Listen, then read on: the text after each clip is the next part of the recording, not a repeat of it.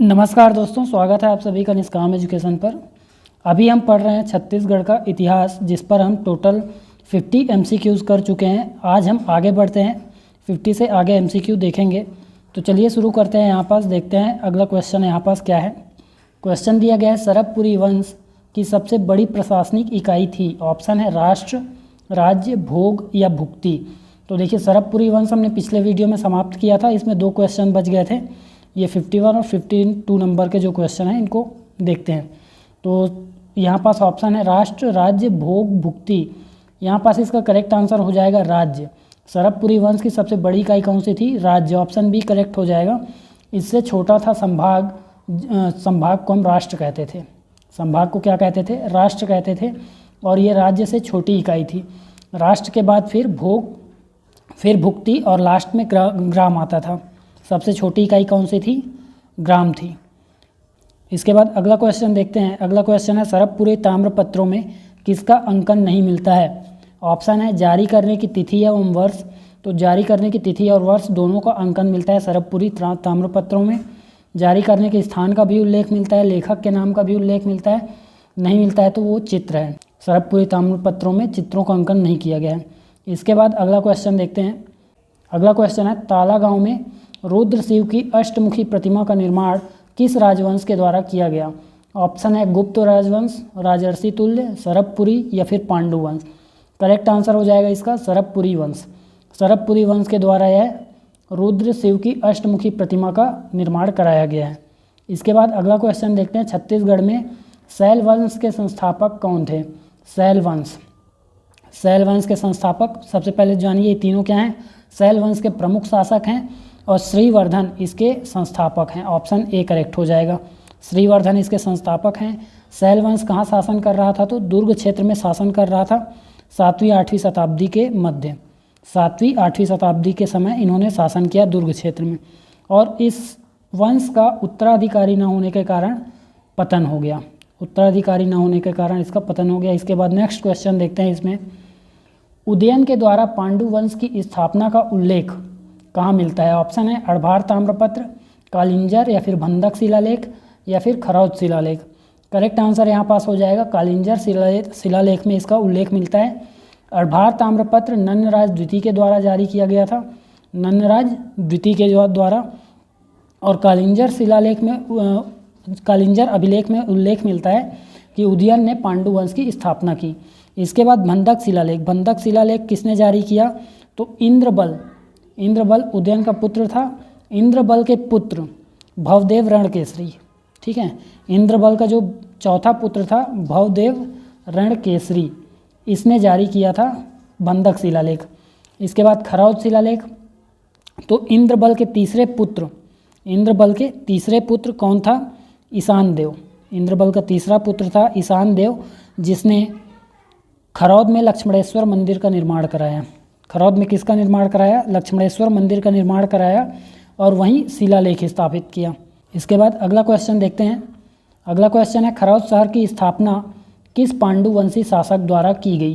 तो देखिए इसका करेक्ट आंसर हो जाएगा इंद्रबल। और इस खरौद शहर में लक्ष्मणेश्वर मंदिर की स्थापना किसने की थी? तो ईशान देव, इंद्रबल का तीसरा पुत्र था। इंद्रबल ने किसकी स्थापना की? खरौद शहर की। ईशान देव ने वहाँ लक्ष्मणेश्वर मंदिर की स्थापना की। और महाशिव तिवर देव, इसने क्या किया? पांडु वंश का विस्तार, पांडु वंश का विस्तार कहाँ तक किया? उड़ीसा तक किया, ठीक है। इसके बाद अगला क्वेश्चन देखते हैं। अगला क्वेश्चन है, निम्न में से कौन सा युग्म पांडुवंशी शासक और उसकी उपाधि से सुमेलित नहीं है? तो कौन सा सुमेलित नहीं है देखते हैं यहाँ पास। नंदराज प्रथम की उपाधि राजाधिराज थी, ये सही है। महाशिव तिवर देव की उपाधि सकल कोसलाधिपति थी, यह भी सही है। नंदराज द्वितीय की उपाधि कोसलाधिपति थी, ये गलत है। इसकी उपाधि क्या थी? कोसल मंडलाधिपति, कोसल मंडलाधिपति इसका उपाधि था। और ये कोसलाधिपति उपाधि यहाँ पास गलत हो जाएगा। तो ऑप्शन सी करेक्ट आंसर है। और महाशिव गुप्त बालार्जुन की उपाधि परम महेश्वर सही है। सभी गलत है, केवल नंदराज द्वितीय की उपाधि याद रखेंगे, कोसल मंडलाधिपति थी। इसके बाद नेक्स्ट क्वेश्चन देखते हैं। नंदराज द्वितीय ने किस अभिलेख में स्वयं को योग्य पिता का योग्य पुत्र कहा है? क्या कहा है? योग्य पिता का योग्य पुत्र कहा है। ऑप्शन है अड़भार ताम्रपत्र, सेन कपाट अभिलेख, राजिम ताम्रपत्र या फिर सिरपुर ताम्रपत्र। करेक्ट आंसर हो जाएगा इसका सेन कपाट अभिलेख। अड़भार ताम्रपत्र नंदराज द्वितीय ने जारी किया था और इसमें किसका उल्लेख मिलता है तो महाशिव तिवारदेव। इसमें किसका उल्लेख मिलता है महाशिव तिवारदेव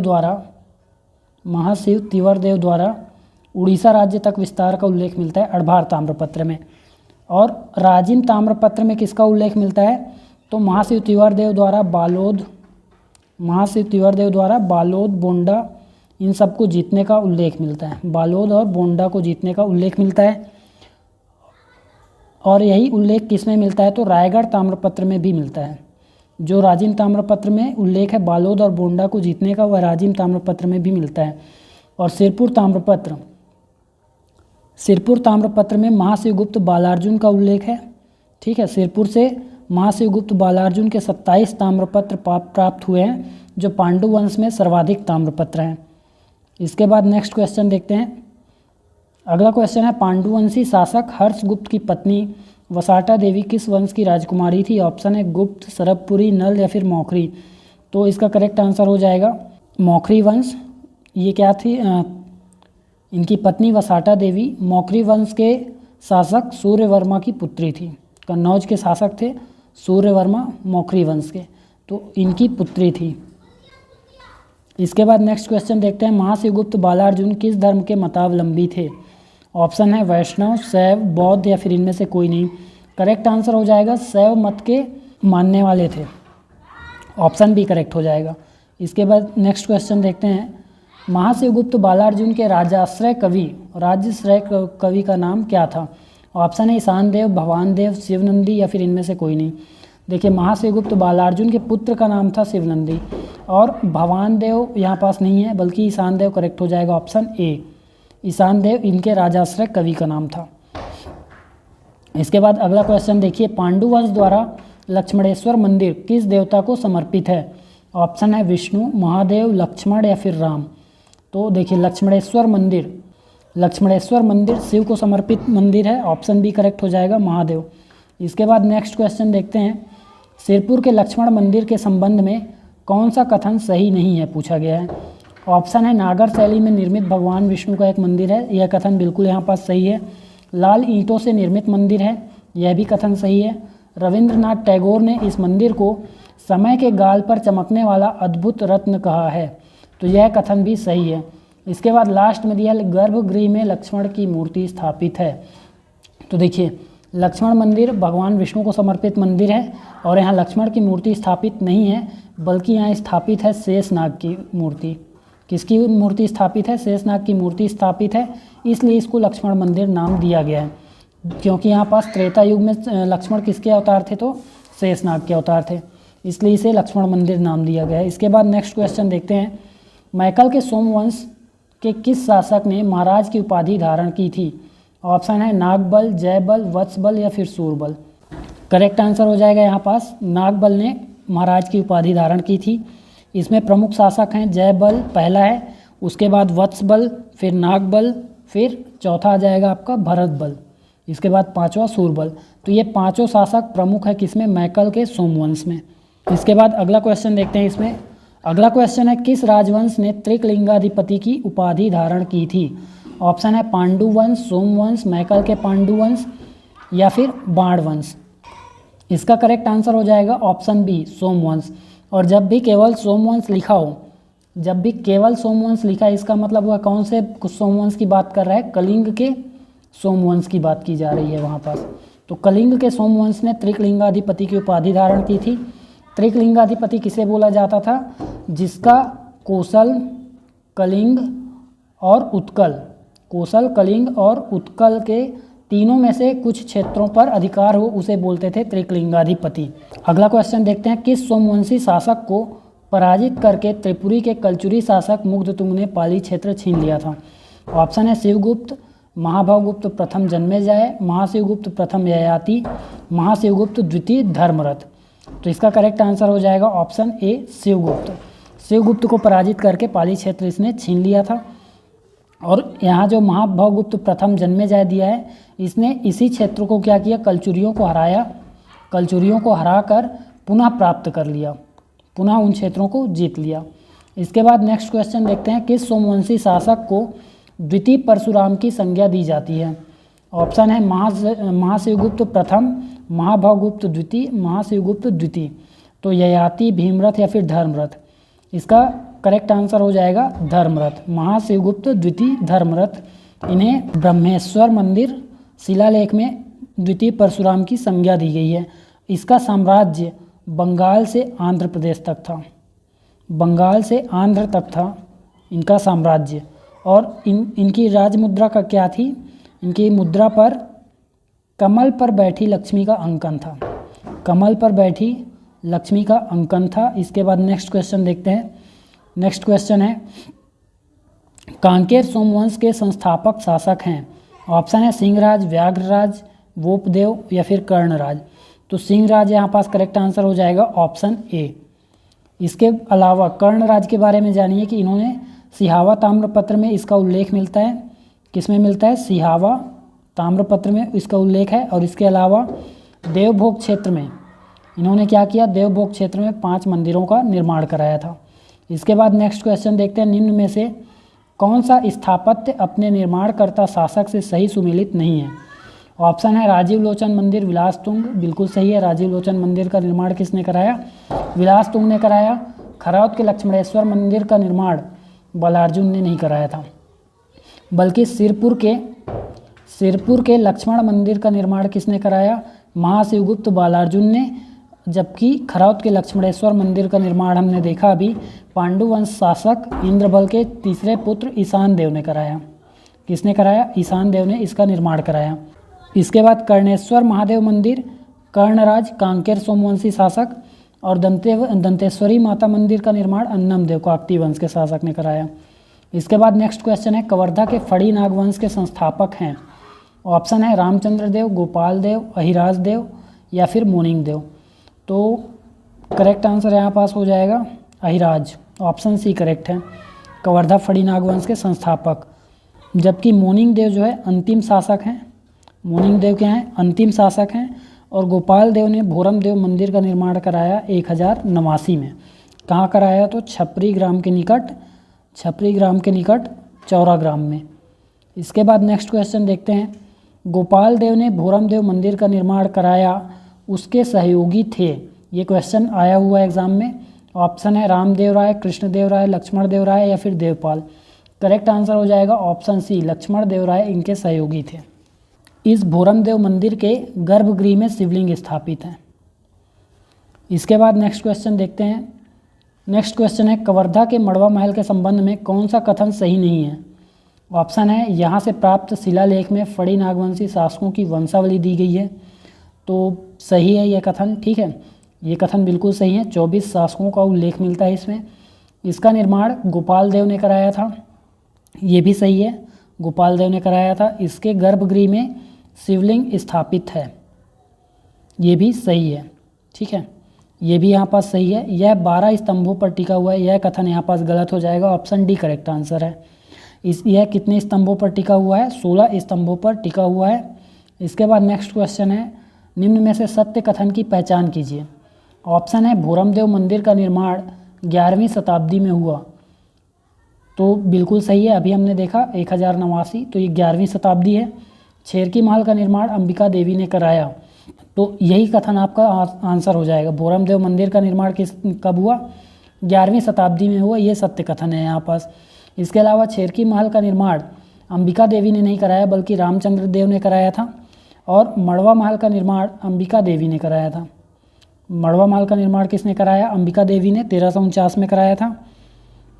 छेरकी महल का निर्माण 13वीं सदी में हुआ, ये यहाँ पास गलत हो जाएगा, 14वीं शताब्दी में हुआ, क्योंकि 1349 14वीं शताब्दी है। ये दोनों क्या थे? अंबिका देवी कौन थी? रामचंद्र देव की पत्नी थी, तो ये भी 14वीं शताब्दी में ही ये काम करवाएंगी। इसके बाद नेक्स्ट क्वेश्चन देखते हैं। अगला क्वेश्चन है, निम्न में से कौन सा राजवंश शैव मतावलंबी नहीं है, मतलब कौन शैव धर्म को मानने वाला नहीं है? ऑप्शन है छिंदक नागवंश, फणी नागवंश। तो देखिए दोनों में नागवंश है, ठीक है, दोनों नागवंश हैं, तो ये बिल्कुल शैव मतावलंबी होंगे, शिव शंकर भगवान की पूजा करने वाले होंगे, आराधक होंगे। और कलचुरी ये भी शैव मतावलंबी थे, जबकि सरबपुरी ये क्या थे, वैष्णव धर्म को मानने वाले थे, वैष्णव धर्म को मानने वाले थे। इसके बाद नेक्स्ट क्वेश्चन देखते हैं, छिंदक नागवंशी शासक का शासनकाल है, मतलब छिंदक नागवंश का शासनकाल पूछा गया है। ऑप्शन है 1023 से 1223, 1023 से 1324, या फिर 11वीं से 13वीं शताब्दी, या फिर इनमें से कोई नहीं। करेक्ट आंसर हो जाएगा ऑप्शन बी। अगर सी में यहाँ पास क्या बोला होता, 11वीं से 14वीं शताब्दी बोला होता तो ये भी सही हो सकता था। इसके बाद नेक्स्ट क्वेश्चन है, निम्न में से कौन सा अभिलेख तेलुगु अभिलेख है। ऑप्शन है कुरुसपाल, टेमरा, एर्राकोट, या फिर सोनारपाल। तो इसका करेक्ट आंसर हो जाएगा एर्राकोट अभिलेख। इसके अलावा शेष सभी संस्कृत अभिलेख मतलब संस्कृत भाषा में लिखे गए हैं और देवनागरी अभिलेख में, देवनागरी लिपि में लिखे गए हैं। इसके बाद नेक्स्ट क्वेश्चन है, छिंदक नागवंश का अंतिम शिलालेख कौन सा है। ऑप्शन है एर्राकोट अभिलेख, कुरुसपाल अभिलेख, सोनारपाल अभिलेख, या फिर टेमरा अभिलेख। करेक्ट आंसर हो जाएगा टेमरा अभिलेख। इसे अंतिम शासक हरिश्चंद्र ने जारी किया था। हरिश्चंद्र ने कब जारी किया था, तो 1324 में ही जारी किया था, अंतिम वर्ष में। और इस अभिलेख को सती स्मारक अभिलेख भी कहा जाता है, सती स्मारक अभिलेख भी इसे कहा जाता है। और इसी में चक्रकोट शब्द का उल्लेख है। किसका उल्लेख है, चक्रकोट शब्द का। इसके बाद नेक्स्ट क्वेश्चन देखते हैं, अगला क्वेश्चन देखते हैं, सोमेश्वर देव प्रथम से संबंधित कुरुसपाल अभिलेख में किस लिपि का प्रयोग किया गया। ऑप्शन है देवनागरी, ब्राह्मी, खरोष्ठी, या फिर इनमें से कोई नहीं। करेक्ट आंसर यहाँ पास हो जाएगा, देवनागरी लिपि का प्रयोग किया गया है। इसके बाद नेक्स्ट क्वेश्चन है, बस्तर के छिंदक नागवंशी शासक कौन सी उपाधि धारण करते थे। ऑप्शन है त्रिकलिंगाधिपति, भोगवतीपुरेश्वर, दक्षिणापथ का स्वामी, या फिर उपर्युक्त सभी। तो देखिए त्रिकलिंगाधिपति एक ही राजवंश ने धारण किया, किसने, कलिंग के सोमवंश ने, कलिंग के सोमवंश ने धारण किया, तो सोमवंश इसका हो जाएगा।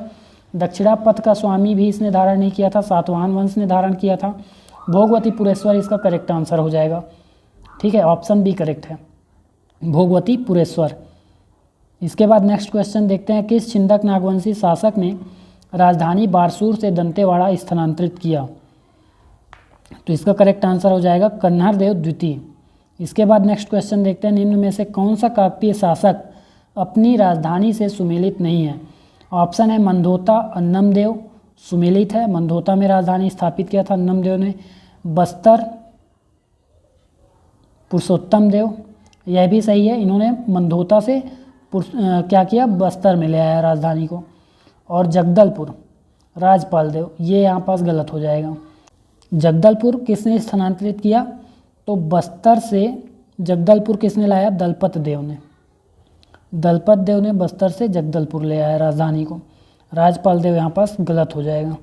इसके बाद नेक्स्ट क्वेश्चन देखते हैं, छत्तीसगढ़ में काकतीय वंश के संस्थापक हैं। ऑप्शन है अन्नमदेव, पुरुषोत्तम देव, रुद्र प्रताप, भैरम देव। काकतीय वंश के संस्थापक अन्नमदेव हैं छत्तीसगढ़ में। इसके बाद नेक्स्ट क्वेश्चन देखते हैं, अन्नमदेव ने कौन से नगर की स्थापना की। अन्नमदेव ने कौन से नगर की स्थापना की। ऑप्शन है बारसूर, विजयपुर, भोपालपट्टनम, या फिर जगदलपुर। इसका करेक्ट आंसर हो जाएगा विजयपुर की स्थापना की, जिसे वर्तमान में बीजापुर के नाम से जाना जाता है। किस नाम से जाना जाता है, बीजापुर के नाम से जाना जाता है। अन्नमदेव ने बारसूर से मंदोता राजधानी स्थानांतरित किया था। और भोपालपट्टनम, भोपालपट्टनम अन्नमदेव से संबंधित स्थल है, क्योंकि सर्वप्रथम भोपालपट्टनम को जीता था अन्नमदेव ने। जब ये वारंगल से आए तो सर्वप्रथम इन्होंने भोपालपट्टनम को जीता। उसके बाद बारसूर को राजधानी बनाया, बारसूर से फिर स्थानांतरित किया कहाँ, मतलब बारसूर में राजधानी थी, उस राजधानी को स्थानांतरित किया कहाँ, मंदोता में। ठीक है, मंदोता में राजधानी स्थानांतरित किया और विजयपुर नामक नगर बसाया, जिसे बीजापुर के नाम से वर्तमान में जाना जाता है। और जगदलपुर, इसे तो रुद्र प्रताप देव ने इसे चौराहों का शहर बनाया। इसके बाद नेक्स्ट क्वेश्चन देखते हैं, नेक्स्ट है, निम्न में से कौन से शासक की उपाधि शासक के नाम से सुमेलित नहीं है। ऑप्शन है पुरुषोत्तम देव का उपाधि रथपति है, तो बिल्कुल सही है, पुरी के शासक ने यह उपाधि इन्होंने दी थी। पुरी के शासक ने जब इन्हें 16 पहियों का रथ भेंट किया और उसी के साथ साथ इन्हें रथपति की उपाधि भेंट की। और राजपाल देव की उपाधि प्रौढ़ प्रताप चक्रवर्ती, बिल्कुल सही है। रुद्र प्रताप देव सेंट ऑफ जेरूसलम, यह भी सही है, मतलब ऑप्शन डी करेक्ट आंसर हो जाएगा इसमें, इनमें से कोई नहीं। इसके बाद नेक्स्ट क्वेश्चन है, मराठा सेनापति नीलूपंत ने किस काकतीय शासक के शासनकाल में बस्तर पर आक्रमण किया? ऑप्शन है दलपत देव, दरिया देव, अजमेर सिंह या फिर राजपाल देव। तो देखिए नीलूपंत ने 1770 में आक्रमण किया था और दलपत देव के शासनकाल में किया था और पराजित होकर वापस लौट गए थे। इसके बाद नेक्स्ट क्वेश्चन है, काकतीय शासक भूपाल देव के शासनकाल में कौन सा जनजातीय विद्रोह हुआ? ऑप्शन है हल्बा विद्रोह, लिंगागिरी, तारापुर या फिर भूमका। तो तारापुर यहाँ पास करेक्ट आंसर हो जाएगा। तारापुर और मेरिया 2 विद्रोह हुए थे भूपाल देव के शासनकाल में। हल्बा विद्रोह हुआ था दलपत देव की मृत्यु के बाद। दलपत देव की मृत्यु के बाद अजमेर सिंह और दरिया देव दोनों भाइयों के बीच में, अजमेर सिंह और दरिया देव दोनों के बीच में सत्ता संघर्ष हुआ, जिसके परिणाम स्वरूप हल्बा विद्रोह हुआ। इसको आगे देखेंगे। हल्बा विद्रोह जितने भी आदिवासी विद्रोह हैं, किसान विद्रोह हैं और सैन्य विद्रोह या फिर जितने भी सत्याग्रह, जंगल सत्याग्रह, सभी को देखेंगे आगे लास्ट में। और भूमकाल विद्रोह किसके शासनकाल में हुआ? तो रुद्र प्रताप देव के शासनकाल में हुआ। इसके बाद नेक्स्ट क्वेश्चन देखते हैं, किस काकतीय शासक के नाम पर तीरंदाजी के क्षेत्र में राज्य अलंकरण प्रदान किया जाता है? ऑप्शन है भैरम देव, रुद्र प्रताप देव, प्रताप रुद्र देव या फिर प्रवीर चंद्र भंज देव। करेक्ट आंसर यहाँ हो जाएगा प्रवीर चंद्र भंज देव, जो काकतीय वंश के अंतिम शासक थे, इनके नाम पर दिया जाता है। इसके बाद नेक्स्ट क्वेश्चन है, कोटपाड़ संधि में शामिल नहीं था काकतीय शासक दरिया देव। तो ये तो शामिल था, इसी की वजह से कोटपाड़ की संधि हुई थी। जयपुर शासक विक्रम देव, यह भी शामिल था। मराठा प्रतिनिधि नीलूपंत, यहाँ पास ये गलत हो जाएगा, ऑप्शन सी करेक्ट है, क्योंकि नीलूपंत तो करीब की मृत्यु हो चुकी थी। यहाँ कौन आया था? त्रयंबक अवीर राव। त्रयंबक अवीर राव आया था। त्रयंबक अवीर राव ये मराठा प्रतिनिधि के रूप में शामिल था। कंपनी अधिकारी जॉनसन भी शामिल था। तो ऑप्शन सी यहाँ पास करेक्ट आंसर है। इसके बाद अगला क्वेश्चन है, छत्तीसगढ़ की प्रथम विद्रोहिणी हैं जुगराज कुंवर, प्रफुल्ल कुमारी देवी, सोन कुंवर चंदेली, इनमें से कोई नहीं। तो जुगराज कुंवर करेक्ट आंसर हो जाएगा, प्रथम विद्रोहिणी है।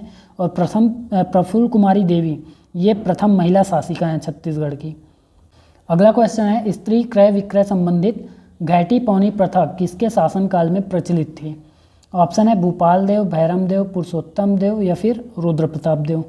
इसका करेक्ट आंसर हो जाएगा रुद्र प्रताप देव के समय में प्रचलित थी। और पुरुषोत्तम देव ने कौन सी प्रथा प्रारंभ की? तो गोंचा पर्व। गोंचा पर्व की शुरुआत किसने की? पुरुषोत्तम देव ने की। और रुद्र प्रताप देव ने किसकी शुरुआत की? घैटी पौनी प्रथा की शुरुआत की थी। इसके बाद नेक्स्ट क्वेश्चन है, कथन कारण में दिया हुआ है। कथन कारण दिया है, कथन है भैरम देव के शासनकाल में बस्तर अंग्रेजों के अधीन चला गया था। तो ये कथन तो सही है।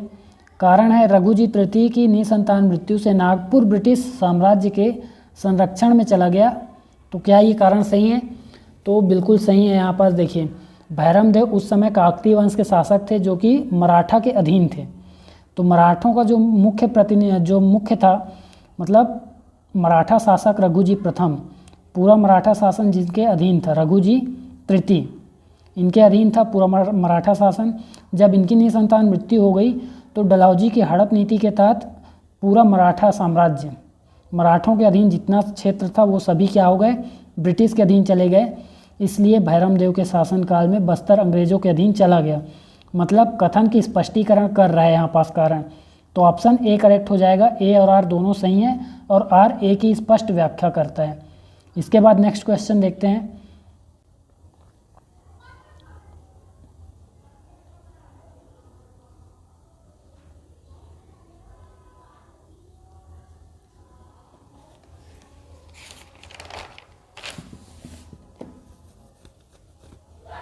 नेक्स्ट क्वेश्चन है, किस काकतीय शासक ने राजपुर दुर्ग का निर्माण किया? ऑप्शन है अन्नम देव, रुद्र प्रताप देव या फिर वीर सिंह देव।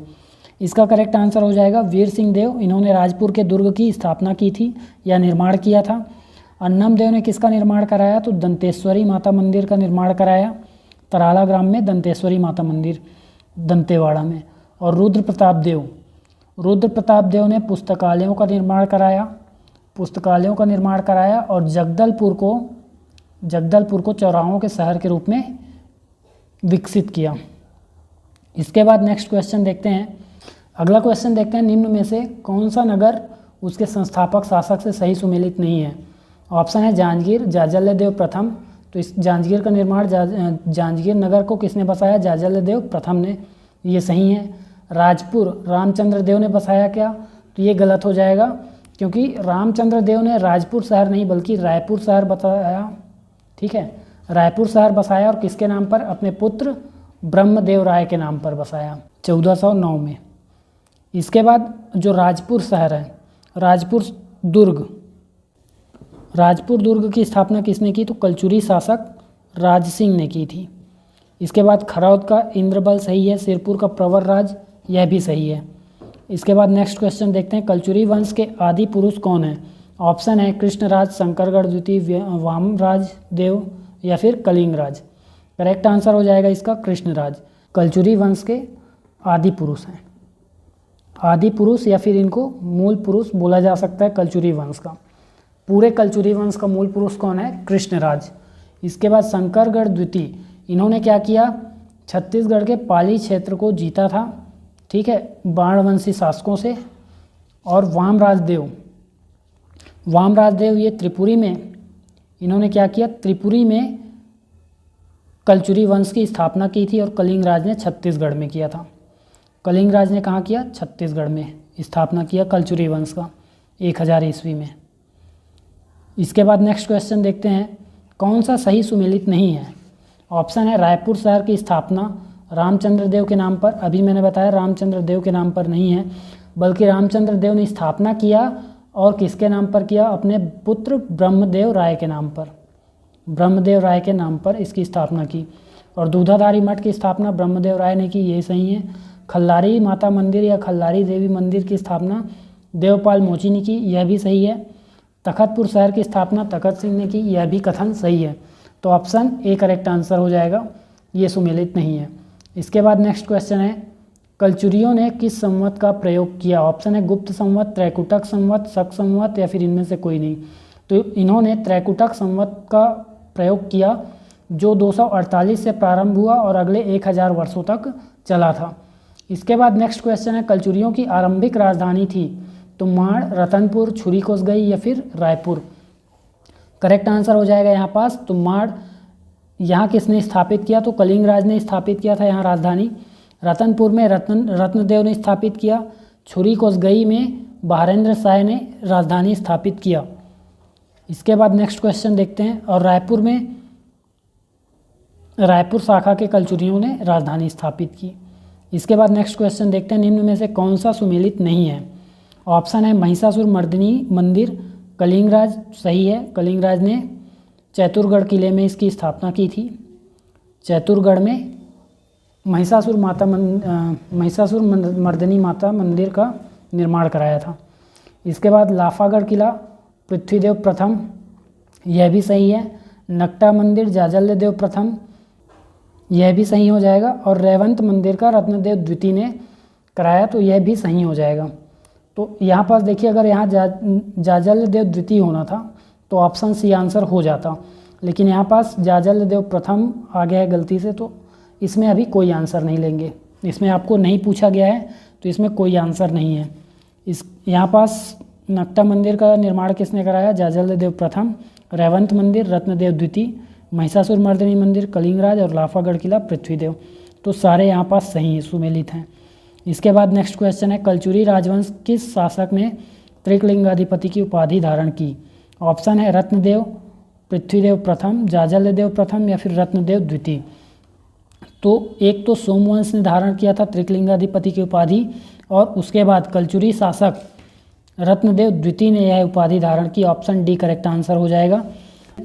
पृथ्वीदेव प्रथम, इन्होंने सकल कोसलाधिपति, पृथ्वीदेव प्रथम ने सकल कोसलाधिपति, महामंडलेश्वर और समगाधिगत शेष पंच महाशब्द की उपाधि धारण की थी। जाजल्य देव प्रथम ने गज शार्दुल की उपाधि धारण की थी।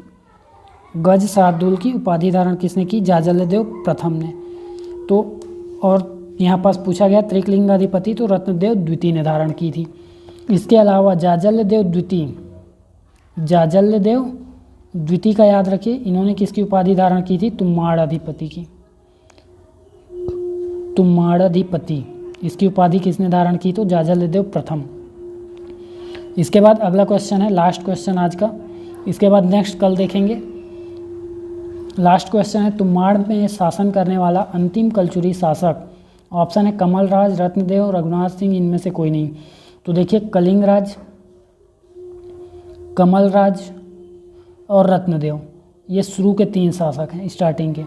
कलिंगराज, कमलराज ने अपना पूरा शासनकाल कहाँ स्थापित किया था, कहाँ से शासन किया? तुम्बाड़ से। रत्नदेव ने आधा शासन कहाँ से किया? तुम्बाड़ से। उसके बाद राजधानी कहाँ स्थापित कर दी? रत्नपुर में। रत्नपुर में। तो किसने लास्ट तक शासन किया? अंतिम कलचुरी कौन था? रत्नदेव। ऑप्शन बी यहाँ पास करेक्ट हो जाएगा। तो आज के 50 MCQ यहाँ पास कंप्लीट होते हैं। इसके बाद छत्तीसगढ़ के इतिहास में और MCQs करेंगे, तो उसके लिए जुड़े रहिए चैनल से। वीडियो में अंत तक बने रहने के लिए धन्यवाद।